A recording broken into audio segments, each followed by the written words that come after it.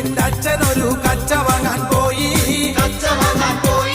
കൊച്ചിയിലെ കൊച്ചലയിൽ തോണി മുങ്ങിപ്പോയി.